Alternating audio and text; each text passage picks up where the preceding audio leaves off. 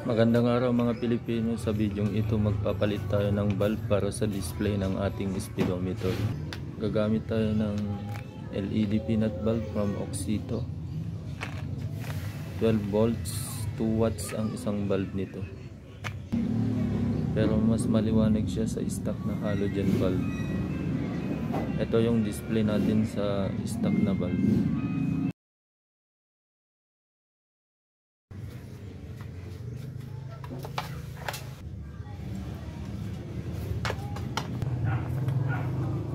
Kunin ko?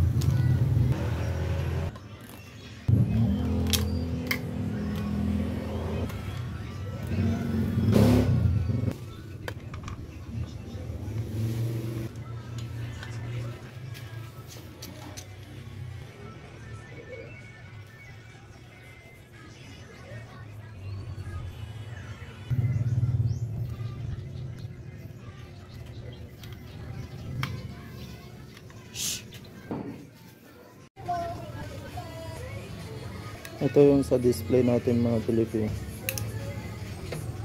Naka-halogen pa siya.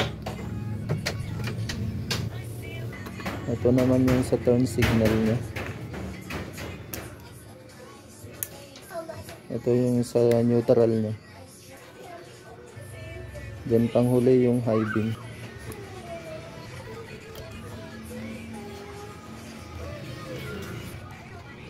Linisin lang natin mga Pilipino.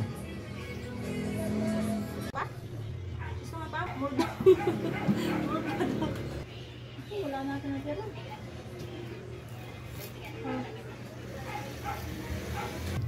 Ito na siya mga Pilipino. Lalagyan na natin ng bulb yung display niya mga Pilipino. Oxito.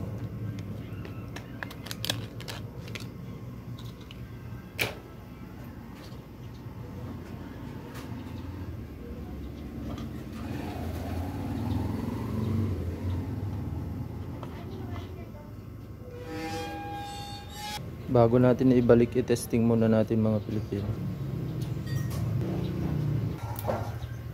Once na binuksan natin yung ignition natin, iilaw yung neutral.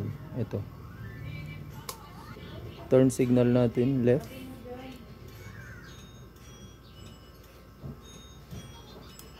Right.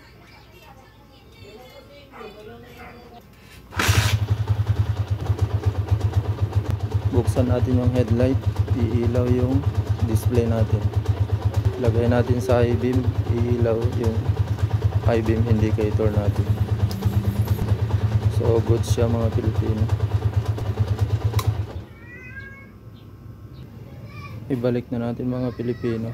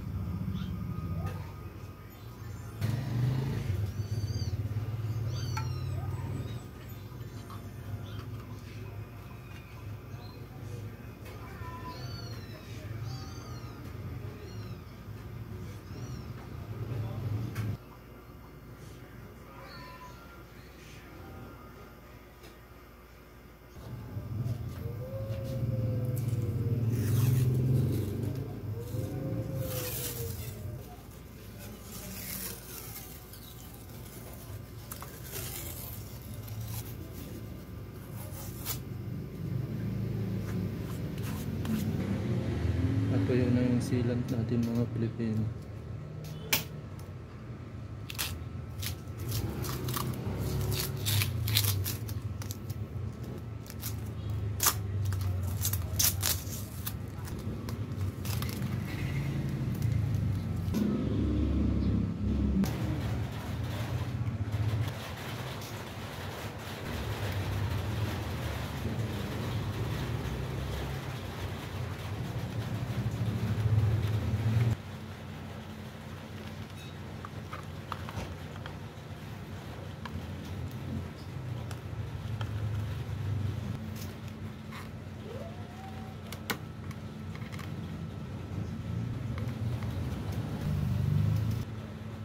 Connect na natin mga Pilipino.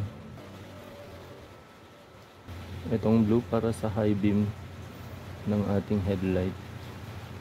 Tapos itong socket, isuksok lang na ganyan. Sa susunod na video, ipapakita natin kung paano ang wiring connection nito. Umulan na mga Pilipino. Naabot na tayo ng ulan. Yung sa headlight natin, itong blue ay para sa high beam. Parehas lang itong galing sa speedometer natin. Tapos itong white, ito naman yung low natin, low beam. Tapos itong green yung ating ground.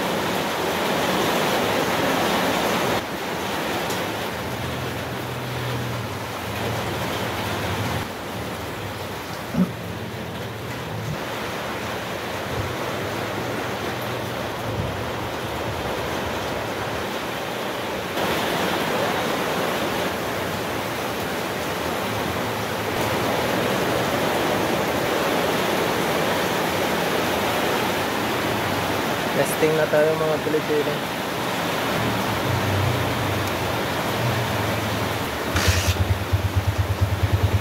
Left signal light natin. Right. Yung display natin. High beam.